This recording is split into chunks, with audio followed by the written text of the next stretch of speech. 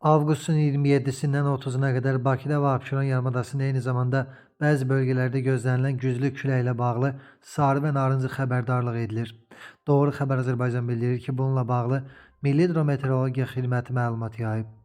Qeyd olunub ki, Naxçıvan, Göygöl, Gəncə, Samux, Ağstafa, Qazax, Daşkəsən, Tovuz, Gədəbəy, Qusar, Şəmkir, Xızı, Xaçmaz, Şabran, Siyəzən, Qobustan, Şirvan, Hacıqabul, Neftçala, Ağdam, Mingəçevir, Yevlax, Tərtər, Bərdə, Biləsuvar, Salyan, Cəllabat, Masallı, Yardımlı, Lerik, Kəlbəcər, Laçın, Füzuli, Beyləqan, İmişli, Saatlı, Sabirabad, Cəbrayılda sarı xəbərdarlığa uyğun olaraq qərb küləyi əsəcək.